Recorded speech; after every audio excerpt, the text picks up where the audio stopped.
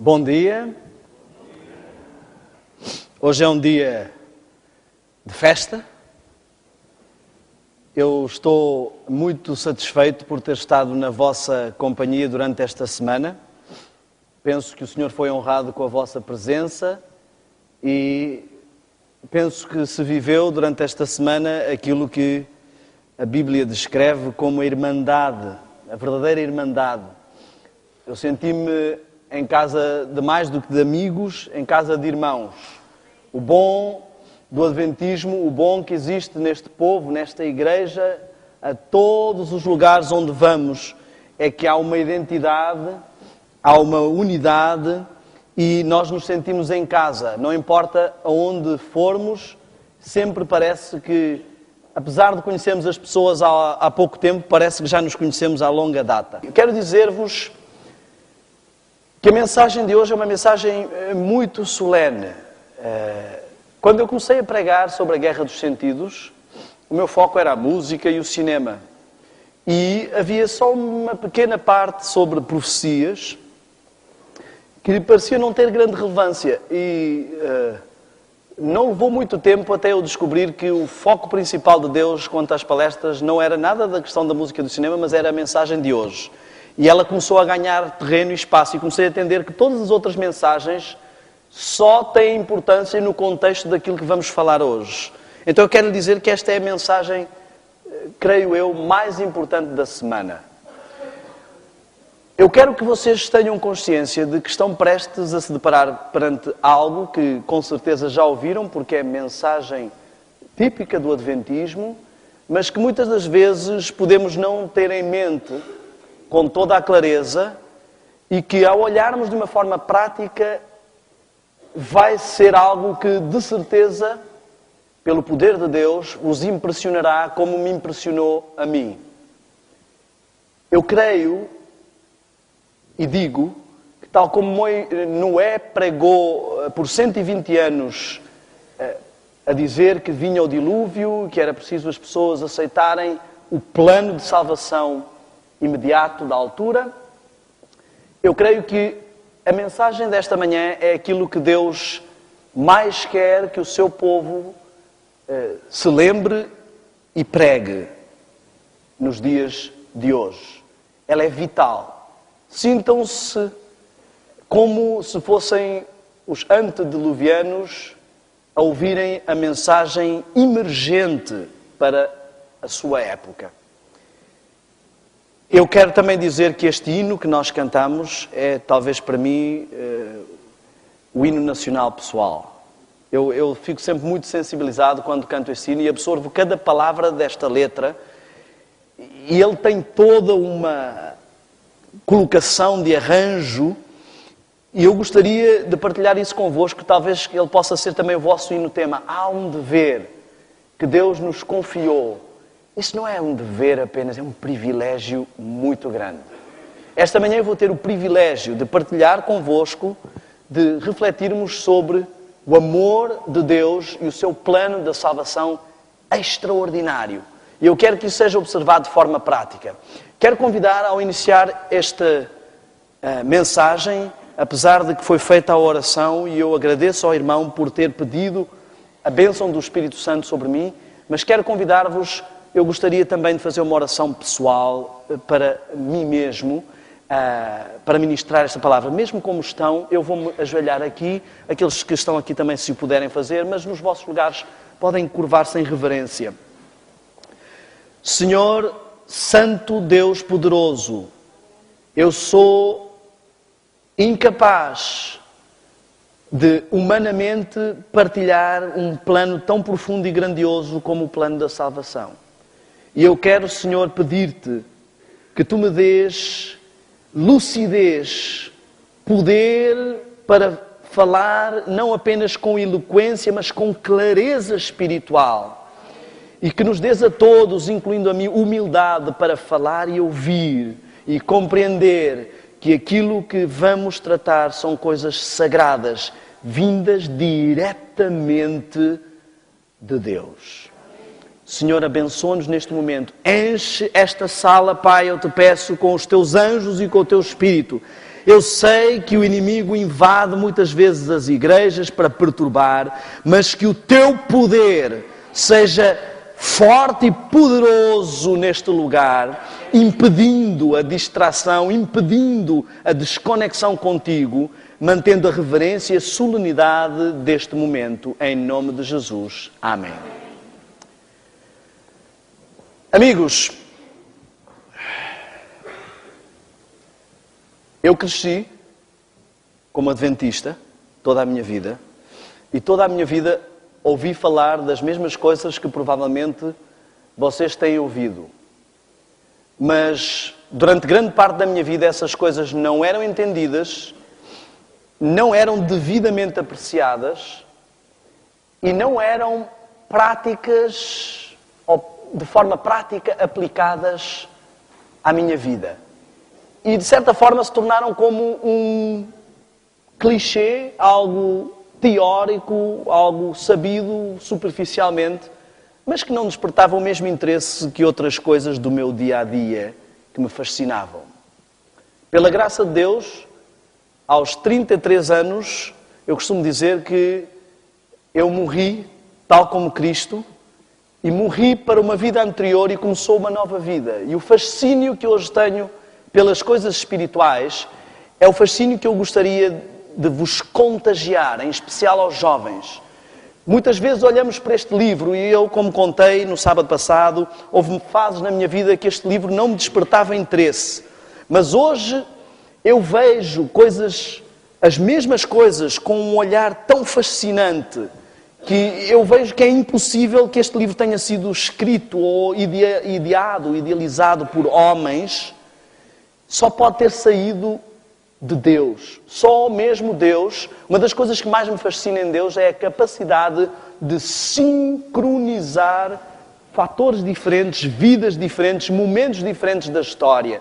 desde as profecias paralelas, o paralelismo profético, uma mesma palavra que sai da boca de Deus pode ter vários cumprimentos em vários momentos da história com uma precisão incrível. Isso é fantástico. Vemos isso em Mateus 24, quando ele responde aos discípulos para a situação deles e para o povo de Israel e ao mesmo tempo respondendo para toda a história do povo cristão com uma precisão incrível. Amém? Isto é extraordinário. Temos um Deus fantástico. E eu queria que esta manhã, mais do que técnica, mais do que doutrina teórica, saíssemos desta sala apaixonados e impressionados com o maravilhoso Deus que temos e que não há nenhuma teoria evolucionista que possa contrapor aquilo que vai se passar aqui esta manhã pelo poder de Deus. Eu queria que entendêssemos o seguinte: falámos esta manhã, esta semana, sobre a guerra dos sentidos, as avenidas da alma, aquilo que ataca e aborda o indivíduo. Eu vou virar um pouquinho mais o quadro, só para aqueles que estão aqui. Não sei se vale a pena, vocês é que sabem. Como queiram. Eu vou tentar que todos vejam, conseguem ver? O indivíduo, que significa aquilo que não se pode dividir, ele é composto por uma vertente espiritual, uma vertente mental e uma vertente física que se projetam numa interação social. Bom, se vão para aí, então eu volto a virar isto um pouco assim, para ficarmos todos. Numa interação social. Deus nos criou com estas 3 dimensões. E nós falámos aqui acerca de como o inimigo interage connosco. A dimensão espiritual era a forma como vivíamos. Éramos seres espirituais, apesar de termos uma vertente física. E com o conflito nesta terra, ao terem vindo os demónios para esta terra, Deus fez como que uma barreira. Nós vivemos enclausurados na dimensão física e os demónios vivem enclausurados na dimensão espiritual. Eles não têm uma interação física, a não ser em casos muito específicos. E tentam sempre fazer essa ponte. Mas o que eu queria que nós entendêssemos é que a forma como eles nos abordam, visto que são 2 dimensões diferentes, eles sabem que podem interagir connosco através da dimensão física. E é aqui que estão os sentidos, que estão as avenidas. São as únicas portas de acesso à nossa mente e à nossa dimensão espiritual. E são onde eles investem grande parte do seu tempo, do seu empenho para invadir. Eles sabem que se nos trouxerem para as paixões baixas, para as coisas sensoriais, físicas da nossa realidade e não nos deixarem manter os olhos nas coisas espirituais, nas que são de cima, conseguirão a vitória. E nós falámos esta semana, aliás, falámos até ontem sobre isso, que o pecado segue um padrão, a tentação, o ataque do inimigo segue um padrão de 3 passos. Ele não começa por atacar logo a vertente espiritual, porque às vezes é mais complicado, ele não tem tanto acesso à mente e ao espírito. Então ele ataca a vertente física, e nós vimos esse padrão. Em Adão e Eva, vimos que Eva foi tentada fisicamente, depois passou-se a uma racionalização mental, de pôr em causa o que Deus disse, e depois passou-se a um problema espiritual, de querer ser igual a Deus. Vimos isso com Daniel e os seus amigos. Foram para Babilónia, chegaram, a primeira tentação foi física, resistiram, o diabo tentou a tentação, passo o pleonasmo, tentou passar para a tentação intelectual. A vaidade de que eram mais sábios que os outros e que Daniel conseguia interpretar sonhos. E depois vai então à tentação espiritual, a adoração da estátua. Vimos também isso com Jesus, em Mateus 4, por exemplo, se lermos, que nos mostra claramente que Jesus foi primeiro tentado fisicamente, a transformar as pedras em pão, depois, intelectualmente, à presunção, a achar que, porque era o Filho de Deus, podia pôr Deus em xeque, e depois, espiritualmente, a ajoelhar-se perante o Senhor. Falso. Este é o padrão que ele segue também connosco. Sabem porquê? Porque a história se repete E costuma-se dizer que a equipa que ganha não se muda. Se ele já fez isto tantas vezes e dá certo, temos estes exemplos bíblicos de fidelidade em que essas pessoas resistiram por estarem ligadas a Deus, mas muitas vezes as pessoas caem nesta sequência de padrão. E Deus, preocupado com os seus seres humanos,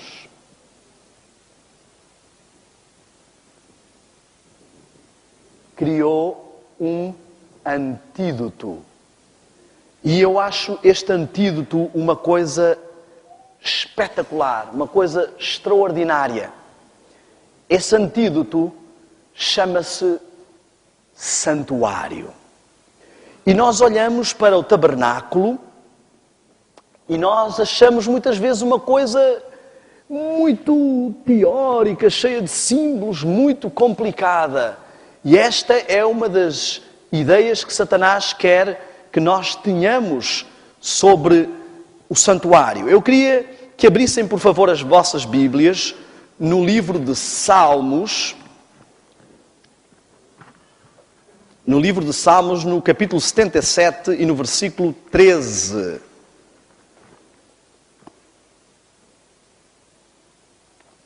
Salmos 77, 13. Diz assim: os teus caminhos, ó Deus, são santos, diz a minha versão. Outras versões dizem: o teu caminho, ó Deus, está no santuário. Nós somos convidados a andar nos caminhos do Senhor. E em Hebreus 9, 24, eu vou fazer como na semana passada, vou citar muitos textos e não vou lê-los todos por causa do tempo. Mas em Hebreus 9, 24, nós vemos que Deus nos diz que Cristo, através de Paulo, não entrou num santuário feito por homens, mas num santuário no céu, do qual este é a figura. Então, nós estamos aqui a olhar para as coisas espirituais quando olhamos para o santuário. E também Paulo nos diz em Hebreus que este é o caminho. E a Bíblia nos mostra em várias situações que o caminho para chegar a Deus é este. Nós vemos que o santuário é composto por 3 partes: o pátio,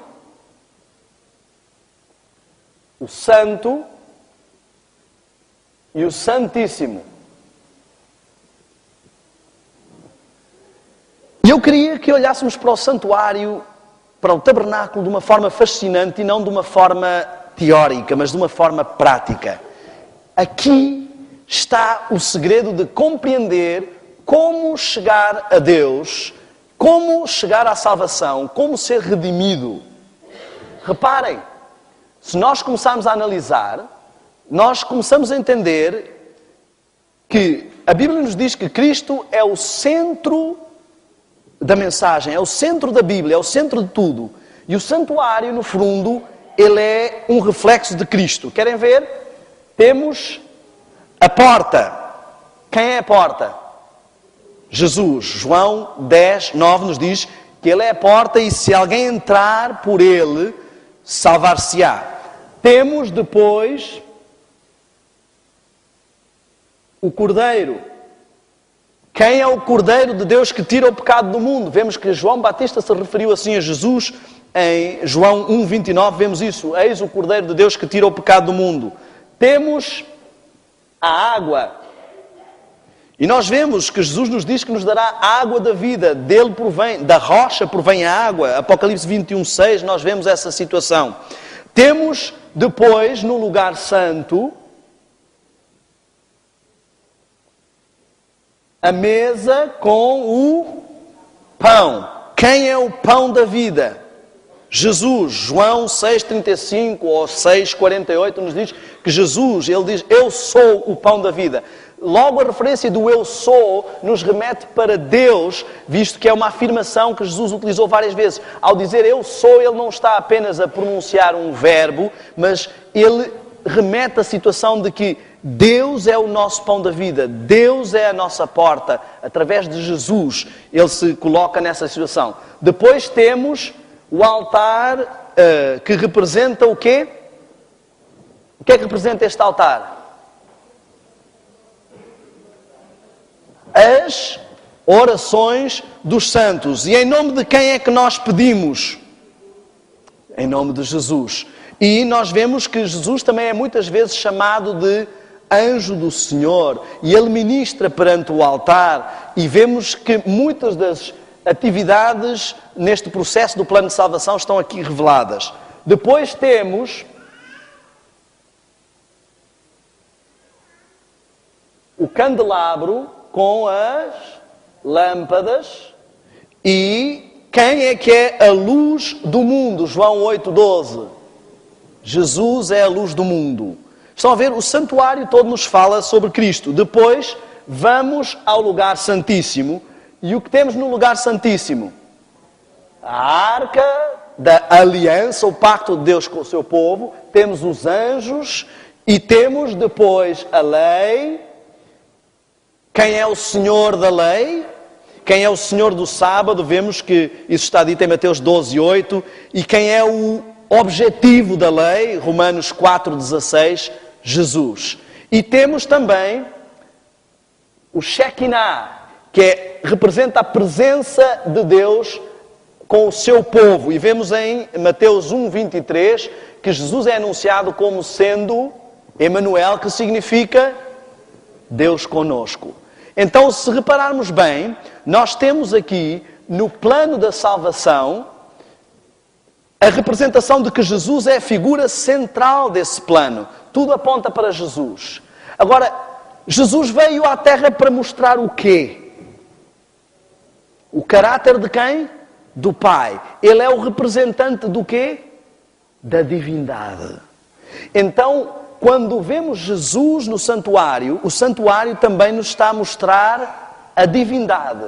O pátio nos mostra o lado humano que a divindade assumiu, a sua manifestação física, a encarnação, a operação número 1 para a salvação da divindade foi a intervenção de Jesus. Depois de sermos levados até Cristo e aceitarmos o sacrifício de Cristo, entra em ação o segundo elemento da divindade, o Espírito Santo. Ele é quem convence, ele é que se processa na santificação. Ele é que tem toda esta interação e dá testemunho de Cristo também. E isso nos vai remeter então ao Pai. Então o santuário está a mostrar-nos como toda a divindade se envolveu na nossa salvação. Cristo foi aquele que realmente se ofereceu para assumir a forma humana, perder a omnipresença e ser sacrificado, mas todos estão envolvidos neste processo de salvação. E eles nos dizem como é que cada um se envolve e como é que isso interage connosco. Em Jesus temos tudo, mas ele representa as várias interações. Temos a justificação.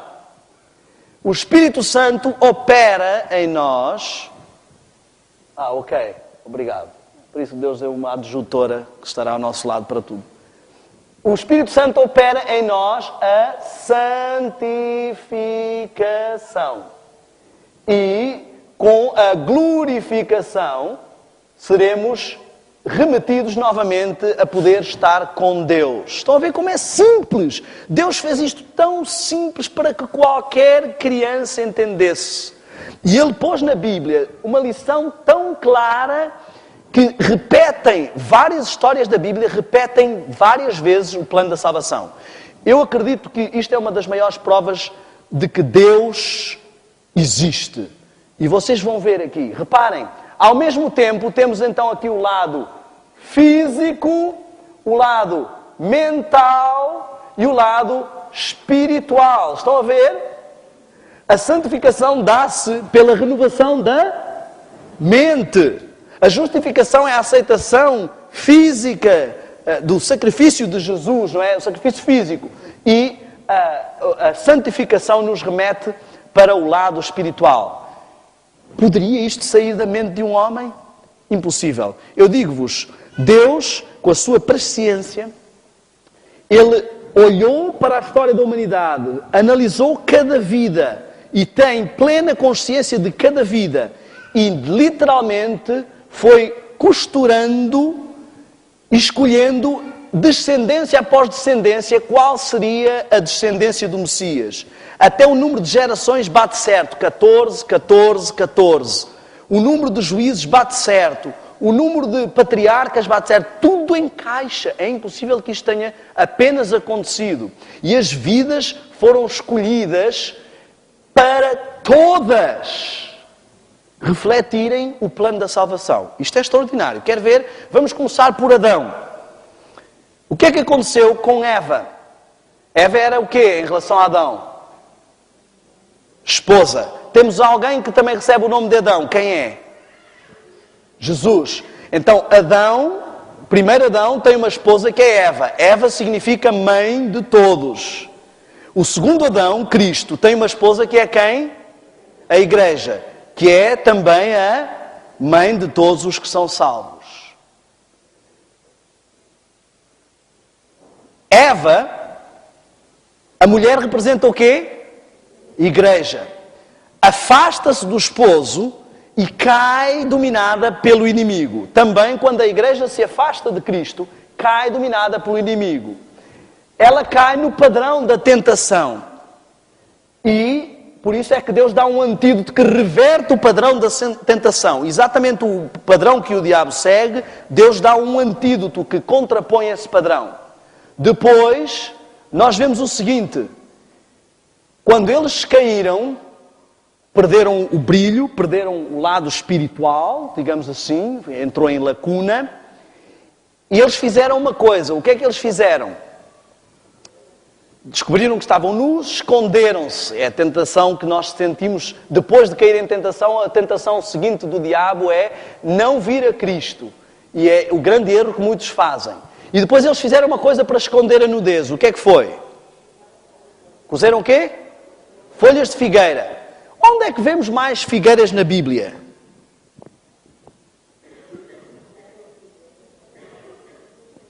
Jesus amaldiçoou a figueira. Porquê?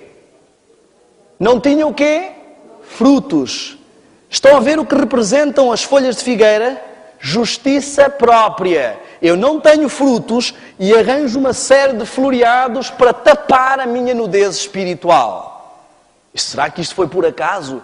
Deus gravou o plano da salvação logo desde ali. E Deus chega, reparem, Deus nos mostra quem é que foi à procura de quem. Ele nos diz que quando tentas a justiça própria, mesmo assim sou eu que vou alcançar-te. E Jesus é que veio à procura deles. Onde é que vocês estão? E a pergunta permanece ainda hoje. Onde é que tu estás? Que vida é essa que estás a levar? Porquê é que estás com vergonha de mim? Se sou eu que estou a vir atrás de ti. Eu é que estou a demonstrar interesse. Eu é que te vinha visitar todos os dias. Estás a fugir do quê? Devias ter fugido do diabo. Mas do diabo não foges, cais na tentação dele. E quando eu te venho buscar, foges de mim? E Jesus diz assim, meu amigo, olha, aparência, muitos cargos de igreja, muita atividade de igreja, muitas folhas de figueira, não vão resolver o teu problema. Vamos tirar, porque sabem, eles cozeram para si o quê? Diz lá a Bíblia, cozeram para si aventais. O que é que acontece com um avental quando a gente se vira? Gato escondido com o rabo de fora. Estão a ver? Deus está a dizer assim, olha, essas folhas de figueira não vão resolver o problema. Vai sempre deixar uma brecha. As pessoas vão ver que não há justiça. Só há uma coisa que resolve o problema. O que é? O cordeiro. Jesus mata um cordeiro, derrama-se o sangue e agora eles estão vestidos e cobertos pela justiça de Cristo. Será que isto é por acaso? Nada é por acaso. Eu poderia passar aqui a manhã toda a contar histórias. Veja a história de José. A história de José, um tipo de Cristo. José, ele se destaca dos seus irmãos porque é o único que realmente agrada ao Pai. Os outros são todos com defeitos terríveis. Também Cristo, entre nós, os seus irmãos, é o único que agrada ao Pai. O que é que distingue a José? A sua túnica, o que representa a túnica? Justiça. A sua túnica é colorida, se destaca em relação a todas as outras. Também a justiça de Cristo é superior à nossa, se destaca. E nós muitas vezes sentimos inveja. José foi traído pelos irmãos, tal como nós traímos a Cristo. Por causa dos irmãos que eram uns trastes, ele foi mandado para uma terra distante, para o Egito, que representa a contraposição do povo de Deus. Também, por causa do nosso pecado, Cristo teve que abandonar a sua casa, a casa do Pai, e foi mandado para uma terra distante, para o Egito daqui, para ficar à mercê de um faraó. Estão a ver? Para a traição de Cristo, foi levada a mensagem ao Pai de que José tinha morrido. E como é que mancharam as suas vestes de justiça? Com sangue de quê? Cordeiro. O que é que manchou a veste de justiça de Cristo, senão o sangue que foi derramado por nossa causa? José foi vendido por moedas de prata. Jesus foi vendido por moedas de prata. Será que é por acaso? Impossível. Raabe nos mostra claramente que uma mulher prostituta foi resgatada. Porque uma mulher representa uma igreja e nós vemos que ali Cristo, em Oséias, foi buscar a sua igreja, mesmo sendo prostituta. Em Ezequiel 16 diz que foi buscar e lhe deu como que um casamento, pôs a aba do seu manto. E vemos que Raabe vai agora tentar salvar a sua família, tal como nós temos o dever de ir buscar os nossos irmãos. E diz assim: todos que estiverem debaixo da tua alçada, apesar de que tu eras prostituta, todos que estiverem debaixo da tua alçada, sob uma fita vermelha que representa o sangue do Cordeiro, serão salvos. Tal como todos os que conseguimos trazer da nossa família para congregarem, para estarem debaixo do sacrifício de Cristo, com a Igreja de Cristo, por muito que a nossa vida passada tenha sido terrível, serão salvos. Jericó representa todo o mundo que quer impedir o povo de Israel de chegar lá. As muralhas de Jericó caem e só permanece. Pode haver todo o turbilhão, pode haver crises no final deste tempo, mas só a casa de Raabe, apesar de ter sido uma vida de um traste, mas recebeu o sangue do Cordeiro, só essa permanece. Meu amigo, se não existe Deus, não existe mais nada nesta terra. Porque é impossível que todas estas histórias se encaixem e representem todas juntas o plano da salvação. Deus quer que você entenda de uma vez por todas que Ele fez tudo o que era possível para salvá-lo. Tudo. E para você gravar esta história, Ele representou com símbolos simples.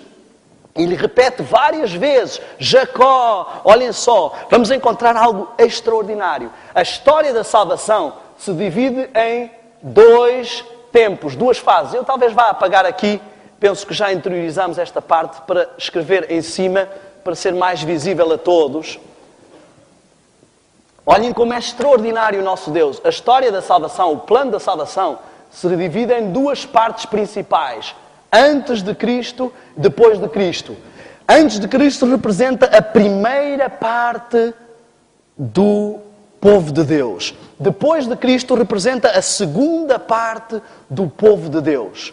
E o que nós temos é que a segunda parte também se divide em duas partes. Até 1844 e a partir de 1844 está representada a história da humanidade. O plano da salvação ao longo da história está representado no santuário.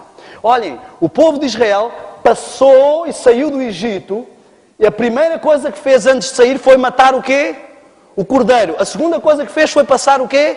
As águas do mar vermelho, que representam o batismo. O mar se abriu e ficou para trás tudo o que era a vida egípcia, sob as águas, purificado. E eles andavam, nós devemos ser batizados pelo Espírito e pela água. E eles andavam sempre acompanhados de duas coisas. Uma coluna de fogo e uma coluna de nuvem. Água e fogo. Temos que ser batizados pelo Espírito e pela água. Isto tem que acompanhar a nossa vida espiritual. Reparem, eles saem e vão para o deserto. O deserto sempre representa santificação. Vemos que Jesus foi para o deserto, João Batista foi para o deserto, Elias foi para o deserto, o povo de Israel foi para o deserto, Moisés foi para o deserto. Quem quer se preparar vai para o deserto. E diz que a mulher fugiu para o deserto para ser alimentada por Deus.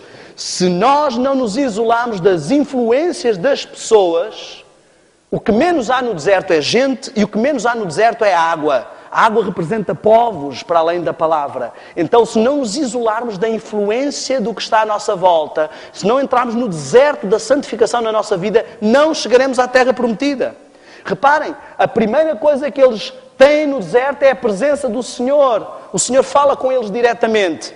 Eles querem chegar à lei. É impossível chegarmos à lei. Muitos adventistas tentam guardar a lei, seguir a lei, sem fazer o processo do santuário, sem irem todas as manhãs e todas as noites aos pés do Senhor para ser justificados. O caminho é este. Aquele que não entra pela porta é ladrão.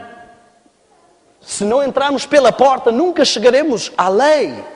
Se não nos humilharmos perante o Senhor, se não compreendemos o que é verdadeiro arrependimento. Não é dizer, Senhor, desculpa lá que eu pequei mais uma vez, Senhor, desculpa lá, não faço mais. E continuar a deixar esta mancha no nosso coração. Nós temos que compenetrarmos a cada falta. E isso só pode acontecer se todas as noites, todas as manhãs, nos chegarmos perante o Senhor, se reservarmos tempo para isso e nos compenetrarmos de que esta mentirinha que eu disse ao vizinho foi o que pôs Cristo na cruz. Muitos de nós, estamos arrependidos das consequências dos nossos pecados, mas não dos nossos pecados. Por isso é que continuamos a cometê-los, porque não estamos compenetrados de quão hediondos eles são. Pedimos desculpa ao Senhor e nos arrependemos da consequência, mas não do pecado em si. Precisamos pedir ao Senhor verdadeiro arrependimento, porque isto é um dom do Senhor. Então, passando o deserto, a primeira coisa que eles encontram é o maná, o pão que desce do céu. Não é incrível isto? Tudo encaixa. Deus conta o plano da salvação milhares de vezes, sem conta, na Bíblia, em todas as histórias. Ei, isto não é só um livro de histórias. Isto é o livro da história. É o grande livro. Aqui está o manual mais precioso que o ser humano pode ter. Isto é um livro fantástico. Um livro que nos mostra Deus real. Quando se diz que é a palavra, não é só palavras de Deus, é a palavra, é o seu próprio Pai Celeste a dialogar contigo. Ok, então nós vemos a primeira fase, o povo de Israel. A segunda fase, a igreja. A igreja tem 7 fases, ok? Até chegar, perdão, eu não devia ter representado assim, porque esta última fase seria aqui. Então temos 1, 2, 3, 4, 5, 6, 7. 7 fases. Eu estou a representar esta maior porque já vamos entrar ali. Reparem, nós vemos algo muito extraordinário. Querem ver outra vez Deus a contar esta história de outra forma? Quem era o povo escolhido na primeira fase? Quem? Israel. Quem é o povo escolhido na segunda fase? Israel espiritual. Quem é o pai que dá o nome a Israel? O pai do povo é Abraão, que representa Deus como pai também do Israel espiritual, mas há alguém que vai dar o nome de ser Israel, descendente de Abraão. Jacó. Jacó passou de enganador a Israel, pai do povo de Deus. Jesus é o pai do Israel espiritual. Passa de pai de Israel espiritual a enganador, porque leva o nosso pecado em cima. Estão a ver? Assume o engano. Reparem, Jacó queria uma esposa. Quem era essa esposa que ele queria? Raquel. O que significa Raquel? Cordeirinha.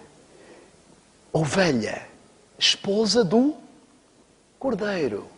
Estão a ver? Ele queria uma ovelha. Ele ama esta ovelha e busca esta ovelha. Também Jesus quer a sua ovelha. Vejam a história de Davi. Como o Evangelho é extraordinário. Vejam a história de Davi, como foi repreendido Davi, porque ele tinha muitas ovelhas e foi buscar a ovelhinha daquele que só tinha uma ovelha. Estão a ver? Quantos anos trabalhou Jacó, Israel, físico, pela sua ovelha? 7 anos pela primeira vez. 1, 2, 3, 4, 5, 6, 7. Ao fim desses 7 anos, ele obteve a ovelha que queria? Não. E Labão, o enganador, que foi quem impediu que ele tivesse a ovelha que queria, e que foi quem também impediu que o povo de Israel fosse a ovelha que o Senhor queria, diz-lhe assim: ok, cumpre a semana desta e te darei a outra que realmente queres, por mais 7 anos que trabalhares para mim. Jesus trabalhou 7 anos para ter a sua ovelha, não a conseguiu. Cumpriu a semana profética e recebeu a igreja por mais 7 anos que trabalhou por ela. Ao fim de 14 anos, Jacó conseguiu a ovelhinha que queria. Ao fim de 14 períodos de trabalho, será que Jesus vai ter uma ovelhinha? A sua esposa amada. Este é um convite direto para cada um de nós. Este é um convite direto. Reparem, Jesus representou isto em várias histórias. Jesus vinha um dia a passar com os discípulos e com a multidão, e há uma mulher que tem um problema, que se esgueira pelo meio da multidão para fazer algo. Qual era o problema dessa mulher? Fluxo de sangue. Derramava-se continuamente o sangue. Há quantos anos ela tinha fluxo de sangue? 12. O que representa 12 biblicamente? Apóstolos, discípulos, liderança. Ela era o quê? Uma mulher. O que representa uma mulher? Igreja. A liderança da igreja era com base no contínuo derramamento de sangue. Mas quando ela alcança a orla da justiça de Cristo, cessa o contínuo, cessa o sistema de sacrifícios. E Jesus sai dali e vai ressuscitar o quê? Uma jovem mulher que tinha 12 anos, uma nova liderança, uma nova igreja. Ele cessou a igreja com base no contínuo e agora começa uma nova igreja. E como é que as pessoas dizem, onde está Deus? Leia a Bíblia, estuda a Bíblia, pesquisa a Bíblia, aprenda as maravilhas da Bíblia. Deus está ali. E diz que ficarão sem desculpas, porque claramente se vêem. Isto pode partir de mentes humanas, estas coisas acontecerem todas e coincidirem todas. Impossível. E há uma outra mulher que a Bíblia nos apresenta, que representa este último período. Havia uma mulher que tinha 10 pedras, 10 moedas de valor, 10 dracmas. O que significa mulher? Quais são as 10 moedas de valor que Cristo deu à sua igreja? Os 10 mandamentos. O que é que aconteceu com uma dessas moedas? Um desses mandamentos?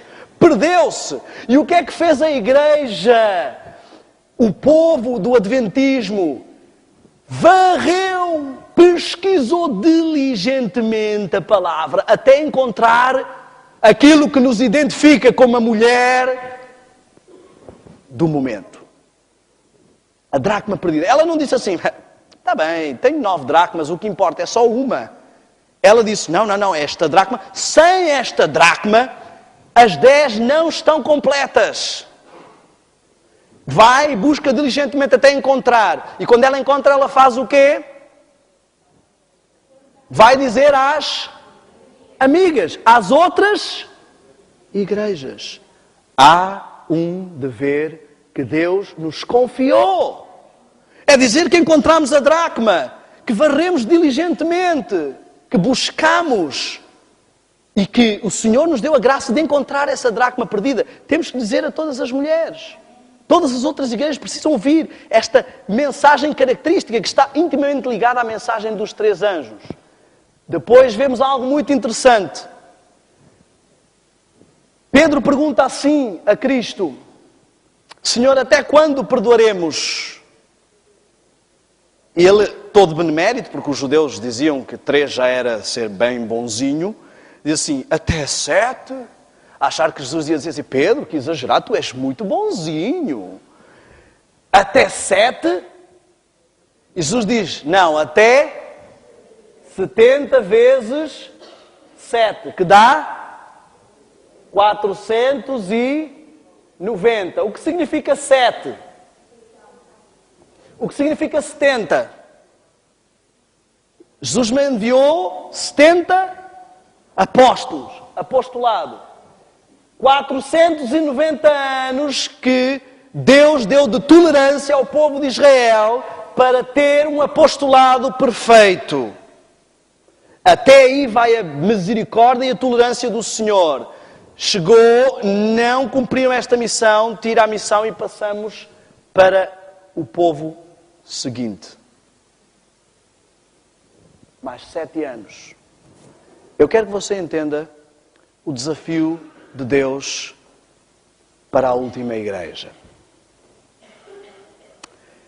Existe a tendência de pensar que Laodiceia significa povo que dorme, mas Laodiceia significa povo do juízo ou juízo do povo. Não é nos últimos minutos do jogo que o treinador diz assim, bem, olha, o jogo está quase a acabar, deixem, fiquem por aí. Não, é quando ele coloca em campo os seus melhores trunfos. Quantas fases da Igreja de Deus foram trasladadas? A única fase que ele vai pegar e trasladar em massa. Deus não está à espera de uma igreja que seja abaixo do nível de Daniel. Não está à espera de uma igreja que não seja fiel como José.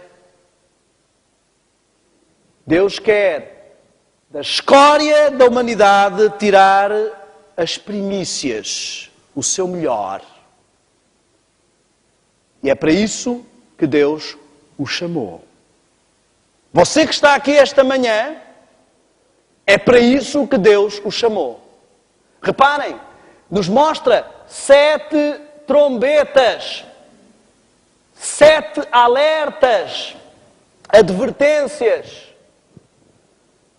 Eu quero que você entenda isto. Como é que foi conquistada Jericó? A cidade que se interpunha entre o povo de Deus e a terra prometida. As muralhas, as pedras representam um sistema religioso. Quando adoravam, punham um altar e faziam um sistema religioso. Jericó era uma cidade morada. Babilónia era uma cidade morada. O diabo quer construir uma barreira de sistema religioso grande que nos impeça de ver o que está para além. E o povo de Israel chega, rodeia a cidade. Quantas vezes? Foi tocada a trombeta 7 vezes. 7 dias consecutivos, 7 períodos consecutivos foi tocada a trombeta para derrubar Jericó e poder entrar na terra prometida. Mas no 7º período, na 7ª fase da trombeta, o povo fez uma coisa muito interessante. Fez o quê? Tocou a trombeta e fez mais o quê? Qual é o período da igreja que vai fazer o alto clamor, meu amigo? A 7ª trombeta de advertência. Deus tem um candelabro com 7 braços, 7 luzes, porque a sua igreja tem brilhado 7 períodos, mas agora é luz completa. 7 luzes brilhando ao mesmo tempo. Esta é a igreja que tem o maior conhecimento de toda a história. Diz que sela o livro, Daniel, até ao tempo do fim. Conhecimento profético que outras igrejas não entenderam antes. Outras fases da igreja não entenderam antes. Sabem? Se vocês forem à Bíblia e fizerem uma pesquisa sobre o número 7, vão ver o que representa e o que está desafiado para o 7º período. Olha só, Noé, para a salvação do povo da altura, entrou para a arca e ficou 7 dias até começar a chuva. A Igreja de Deus está à espera há 7 períodos para receber a chuva serôdia. Elias mandou o servo ver se havia água 7 vezes. Da 7ª vez, chuva. Chuva serôdia é o que vai receber este período. Reparem, Naamã tinha um problema. Qual era o problema? Lepra. Nós vemos que isto é o que Deus pede, é que nós, como Moisés fez, Temos lepra, o Senhor nos tira a lepra, vamos e testemunhamos, e as pessoas crerão que o Senhor nos libertou da lepra. Naamã mergulhou quantas vezes?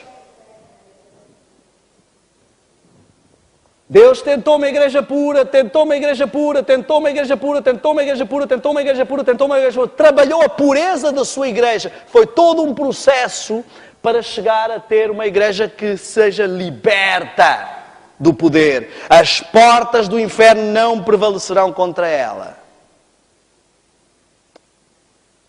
Amigos, vocês foram chamados para ser a cabeça e não a cauda.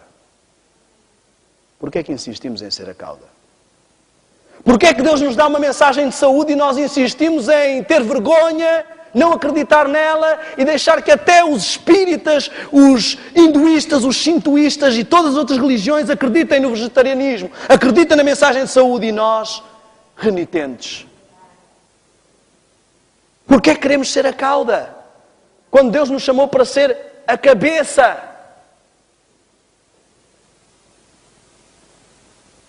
Amigos,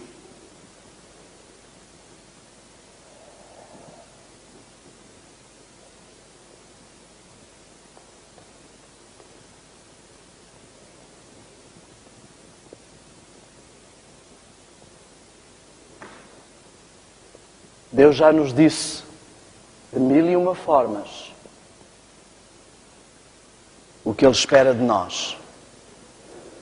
Já nos mostrou de 1001 formas tudo o que Ele já fez por nós.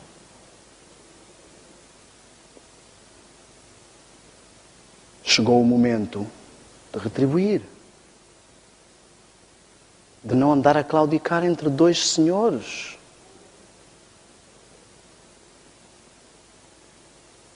Vocês sabem o que é o privilégio de ser chamado por Deus, escolhido?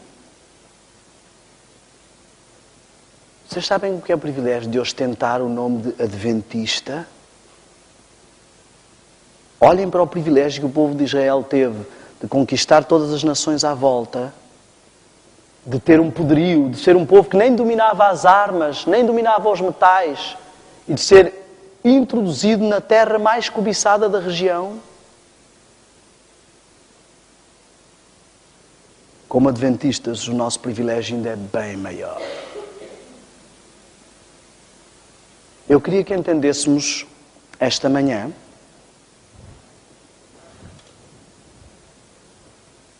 o momento profético em que estamos. Eu não sei se vamos conseguir ver o momento profético em que estamos. E eu queria que entendêssemos algo muito sério. Que Deus quer dizer à sua igreja. Eu queria que entendêssemos que Deus nos apresentou um plano. Parece complicado quando olhamos para as 2300 tardes e manhãs. Ele disse, até 2300 tardes e manhãs e o santuário será purificado. Até 2300 tardes e manhãs e eu começo o último período da igreja. A igreja que vai apresentar-se perante o Senhor pura. Aceite. Cordeira. Simples, não é tão complicado assim. Reparem, trabalhou, cumpriu a semana, trabalhou mais 7 períodos e agora começa o 7º período e vai ter a sua esposa. Eu queria que entendêssemos algumas coisas. Muitos de nós sabemos que esta igreja começou em 1844. Sabemos que temos a verdade. Eu lembro-me quando era criança que o meu pai ia às vezes com encontros com testemunhas de Jeová e Mormons, e eu lembro-me nitidamente de às vezes sair e dizer, pai, hoje nós ganhamos, hoje demos-lhes a valer. Eu não compreendia que o que estava ali em casa eram vidas. Se aquelas vidas perderam uma batalha com a verdade, elas perderam a sua vida eterna. Nós às vezes, a nossa visão fica tão enclausurada nas coisas deste mundo que não reparamos. Reparem, muitos de nós, tudo o que sabemos é que vem aí a segunda vinda. E falámos sobre isso a semana passada. Está o mundo inteiro à espera da segunda vinda. Satanás tem sempre a doutrina da segunda chance. Reparem, quando surgiu este movimento, falámos também sobre isso a semana passada, várias contrafações surgiram, várias revoluções aconteceram. Nós temos profetas que se dizem assumir como profetas, temos uma religião que se diz como ciência, que é o evolucionismo. Religião é qualquer coisa que te aproxima do teu Deus. E o evolucionismo nos afasta de um Deus e nos aproxima de outro Deus, que é o eu, que é o mesmo Deus da nova era, que é o mesmo Deus que o diabo apresentou a Eva da primeira vez que a tentou. Tu podes ser um Deus, busca o Deus que há em ti. O diabo tem a mesma mentira por 6.000 anos e as pessoas continuam a cair nela.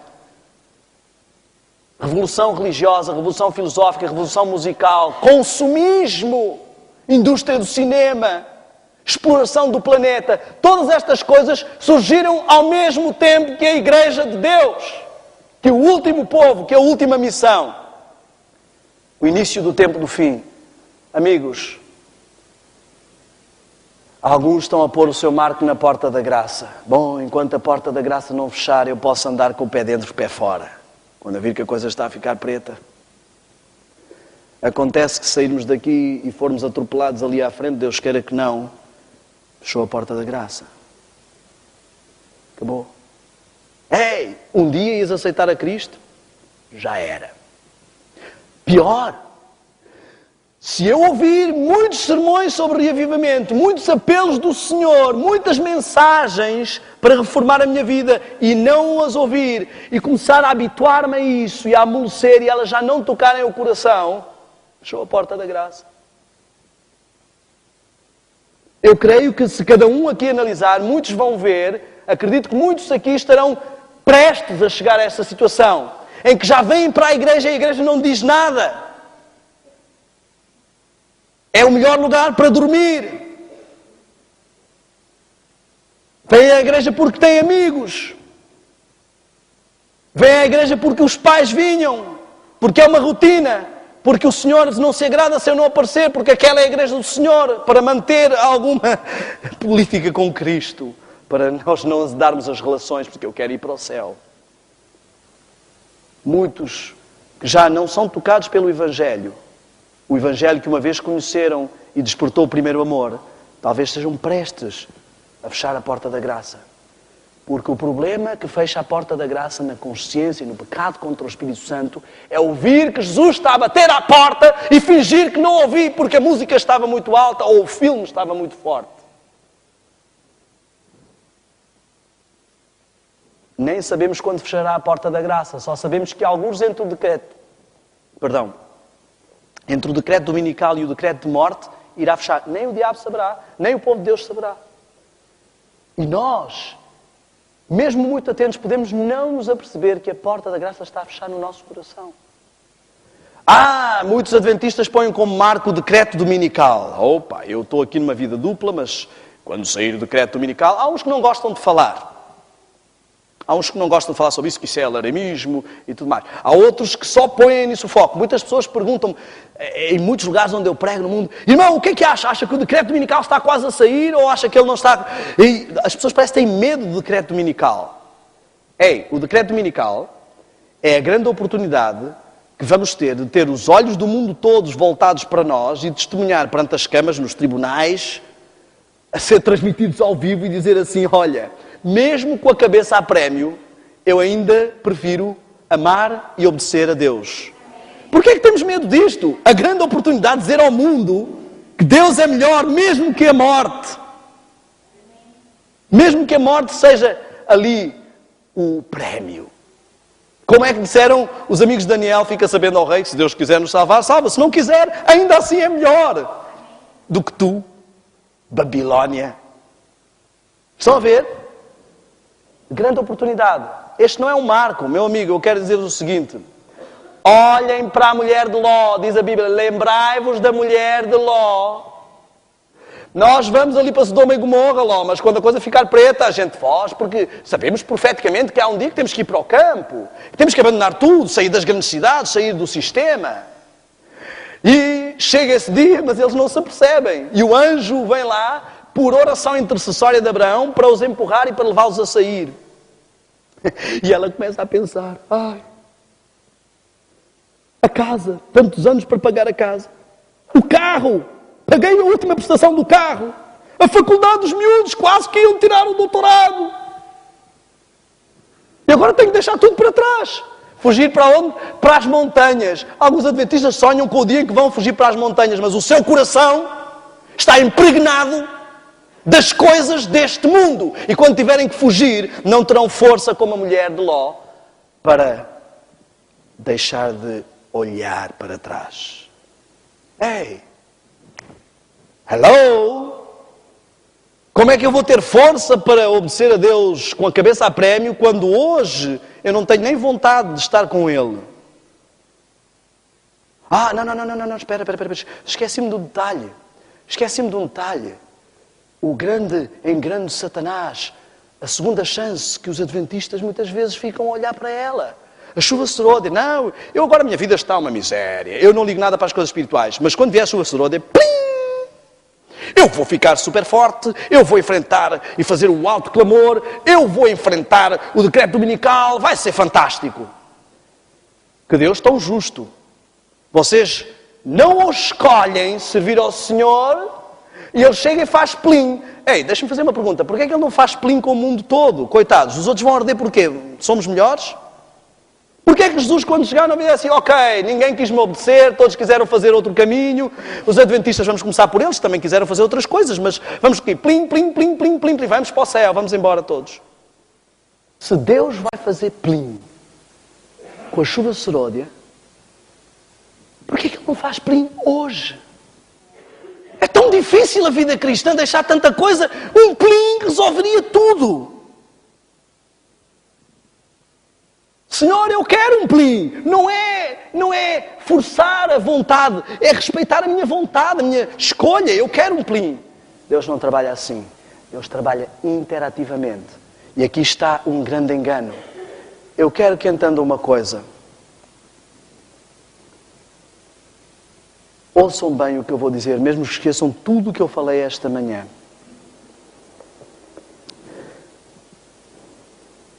Há dois tipos de enganos.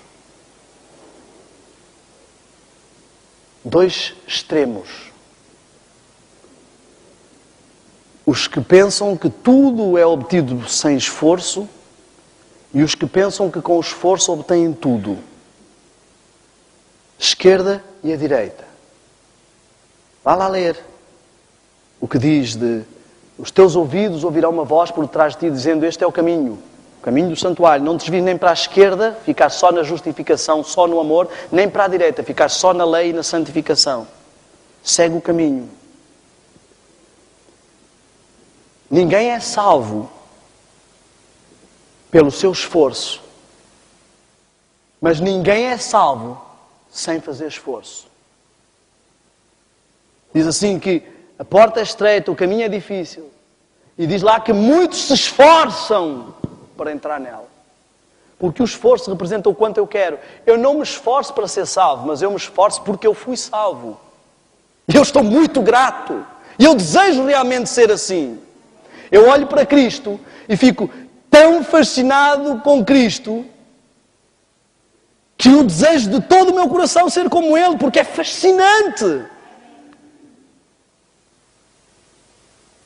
Amigos, eu quero que entendam o seguinte. O último sinal antes da chuva seródia, do alto clamor, que o povo de Deus vai ter, é um paralelo da abominação. Uma falsa chuva seródia. Um falso alto clamor.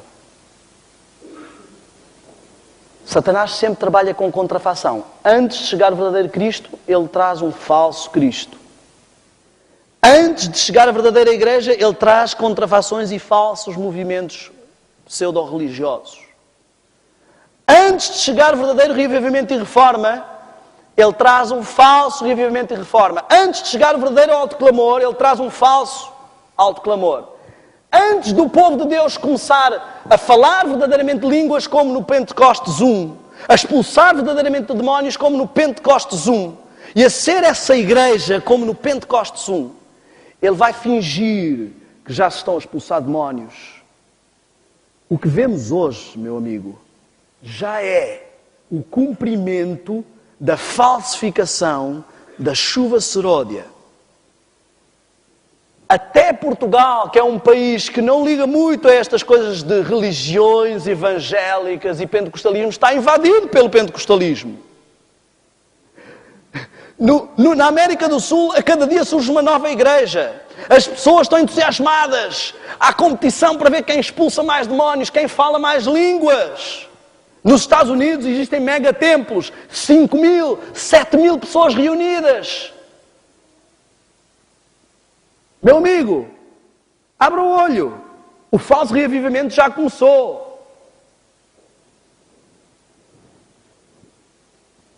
Na Europa é o racionalismo.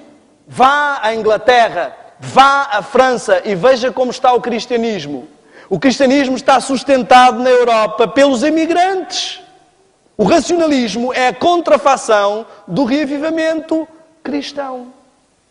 O emocionalismo é a contrafação da chuva seródia. Será que nós estamos a dormir assim tanto que não estamos a perceber? Olha só, ao aproximarmos do fim da história desta terra, Satanás se prepara para agir como agente, o regente do mundo cristão. Ele deseja abarcar o mundo inteiro numa confederação sob a roupagem do cristianismo. Deus tem filhos nas igrejas protestantes e nas igrejas católicas mais fiéis do que um grande número entre os adventistas. O Senhor quer que a mensagem seja proclamada para que os protestantes sejam advertidos e despertados.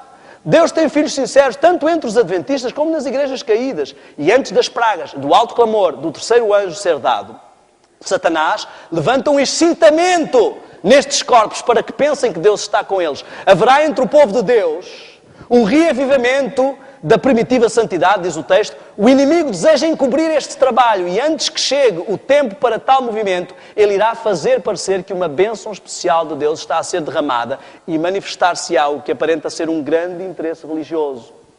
Ei, isso já está a acontecer. As igrejas cristãs, evangélicas e pentecostais estão a crescer desmesuradamente. A revolução espiritual já está a acontecer.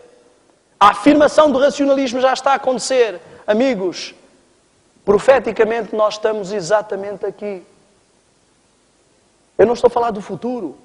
Parem de olhar para as profecias como coisas do futuro. As profecias cumprem-se hoje, diante dos nossos olhos. Haverá fomes e pestes e terremotos. Ei! Estão a brincar comigo? Contem os terremotos do ano passado. Contem as fomes, os tsunamis e as pestes deste ano. O ano mal começou. Vejam os problemas de aquecimento global. Alarmismo. Amigo, se alguém tem a casa a arder, eu não vejo uma forma de chegar lá e dizer: existe uma pequena conflagração na sua habitação. A pessoa, para conflagração, sim, tranquilo. Eu tenho que dizer: ei, amigo, a casa está a arder, para ele sair a correr. Ele não precisa ser alarmista. Ele não precisa dizer: a casa está a arder, o que é que eu vou fazer? Não, consenso e segue. Uma coisa que eu apreciei ao ver as imagens do Japão é o civismo e a tranquilidade com que aquele povo fala de um tsunami. Ou de um terremoto. Sabem porquê? Eles estão habituados a terremotos. A casa está toda a tremer, os prédios a vergar e eles a segurarem os móveis tranquilamente. E nós, como povo de Deus, devíamos estar assim, disciplinados. A casa está toda a tremer, toda a gente preocupada com crise, em pânico, e nós estamos tranquilos. Crise, o meu pão e a minha água serão certos. Crise, isto que vemos hoje não é crise, meu amigo. A verdadeira crise está para chegar em breve. Quando o povo de todo o planeta estiver desesperado e castigado com pragas, estiver desesperado em busca da verdade e não consegue achar, estiver desesperado em busca de um verdadeiro arrependimento que não consegue mais sentir, quando muitos adventistas que não estudaram profundamente a Bíblia estiverem sem saber mais em quem é que acreditam, porque um diz uma coisa, outro diz outra, e todos são estudiosos, quando começar a confusão doutrinária, quando começarem os ventos de doutrina que estão a começar, aí é que vão ver o que é crise. Essa questão financeira não me preocupa minimamente, considerando com o que está aí para chegar. Alarmismo? Isto é alarmismo? Abra a sua Bíblia e diz lá: homens desmaiando de terror. Será que isso é alarmante? Um tempo de angústia como nunca houve. Será que isso é alarmante? Eu quero que entendamos o seguinte de uma forma bem simples, racional, lógica. Não há nenhum motivo para o povo de Deus ter medo do que se aproxima. Nenhum. Como não havia nenhum motivo para o povo de Deus em Israel temer os povos à sua volta. O Senhor é conosco. Agora temos que ver os sinais. Eu quero que entenda o seguinte. Preste, por favor, muita atenção a isto que eu vou dizer esta manhã. Por favor, saia do clichê, do estereótipo, da rotina de vir a este templo ao sábado de manhã, ouvir um sermão e ir para casa e continuar a sua vida normalmente. Caia na realidade. Faça um clique agora. Nós não estamos apenas aqui na igreja. Nós estamos no meio deste planeta que está assolado por todo o tipo de problemas. E nós estamos aqui como povo de Deus. Igreja do Senhor reunidos. E eu estou aqui porque o Senhor me enviou a esta igreja, como tem enviado a vários lugares. Não porque eu seja ninguém. Toda a gente conhece o meu passado. Eu não preciso estar a repetir. Eu não sou ninguém para estar a falar isto aqui. Mas uma coisa eu sei. Ninguém consegue refutar o que eu digo, porque não fui eu que inventei esta mensagem é do Senhor. Abra a Bíblia, abra o Espírito de Profecia, pegue e ligue para a publicadora e peça preparação para a crise final, leia de uma ponta à outra. Este livro está escrito desde os anos 40. Esta igreja está iluminada por Deus há muitos anos, sabemos tudo. Precisamos é parar de brincar de cristãozinhos. Reparem, amigos, o que eu estou aqui a dizer é muito simples. Desculpem o meu tom um pouco acelerado. Eu estou com pressa porque a hora segue e estou também... Eu fico desesperado. Como é que as pessoas veem a onda a chegar e estão tão tranquilas? Estão tão ocupadas. Assim como foi nos dias de Noé. O dilúvio estava para chegar e toda a gente estava preocupado com a faculdade, com o trabalho, com a escola, com o carro, com a casa, com a crise, com o IRS... E não se aperceberam. Será que nós estamos a repetir a história? A repetir a história do dilúvio, a repetir a história de Israel? E não nos apercebemos? Ouça, por favor, o que eu vou dizer. Eu levava uma vida dupla, como já disse aqui. E quando comecei a ver as coisas a acontecer, eu disse,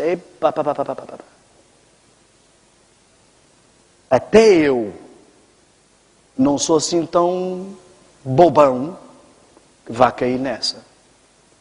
Isto está por demais. Estamos a ir muito longe. As coisas estão demasiado óbvias. Eu digo sinceramente, pessoalmente, para mim, a vida secular perdeu todo o sabor. Nós reabrimos a nossa empresa para o sustento do nosso trabalho missionário, porque prazer em estar a trabalhar para outros clientes, para estar em negócio, eu não tenho nenhum. Prazer em estar ocupado com as coisas do mundo, eu digo sinceramente, eu não tenho nenhum. Mas eu estou aqui, não vou ser o alien e vou continuar até o Senhor chegar a fazer as coisas por testemunho. Mas eu quero que entendamos o seguinte. O último sinal antes de Deus derramar o Espírito Santo sobre o seu povo. Vou fazer isto mais específico. A última coisa que vai acontecer antes de Deus derramar uma dose especial do Espírito Santo na tua vida. A ti, que Ele te convidou para vires para esta igreja. A última coisa que Ele te vai dar de alerta é a falsificação daquilo que Ele vai trazer.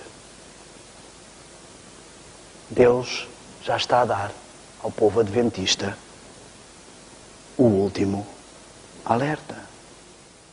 Interessantemente, Deus é um Deus zeloso que visita a maldade dos pais nos filhos até a 3ª e 4ª geração. Cada geração são 40 anos. 4 gerações são 160 anos. Deus já está no limite da tolerância conosco. É hora de agir. O último sinal que Ele te está a dar é: olha à tua volta, vê os sinais a cumprirem-se e vê a falsificação da chuva sorolha, a falsificação do autoclamor, o crescimento do falso cristianismo. Quem lê, entenda. Não caias no erro do povo de Israel que viu o sinal que Deus tinha dado e não saiu. Eu agora queria que fizéssemos uma pequena reflexão. Não, um dia eu vou tomar uma decisão pelo Senhor, mas hoje não, estou ocupado. Então quando? Quando é que está na tua agenda tomares uma decisão séria de pôr a vida em ordem com Cristo? Quando? Tens um plano assim organizado? Vai ser daqui a 5 anos? Bom. Tens já muita informação. Provavelmente o Senhor te disse quando é que vais morrer. Podes fazer planos assim e protelar. Pensa nisto.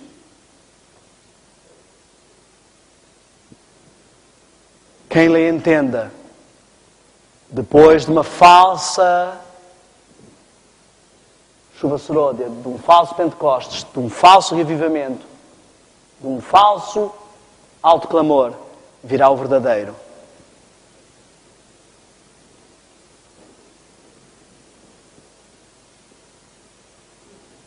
A Igreja de Deus tem feito vários alertas. Já não é a primeira campanha, a primeira missão global, a primeira estratégia.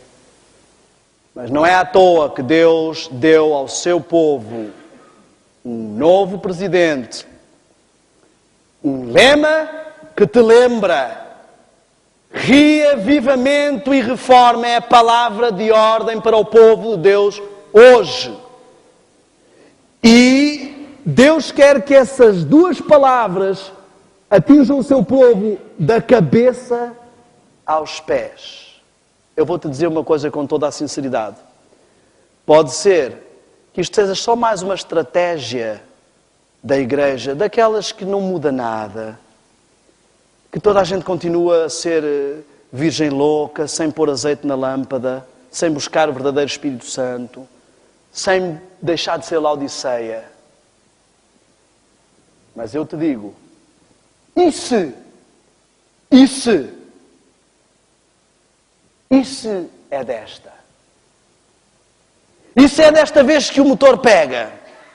E se é desta vez que o fogo acende?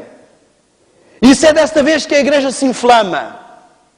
E se é desta vez que o povo se arrepende, é realmente reavivado e vive uma reforma? E se é desta vez que a igreja entra nos eixos? E se é desta vez que a igreja é purificada? Vais ficar de fora desta.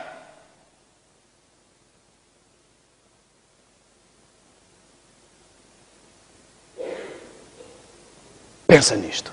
Que o Senhor te abençoe.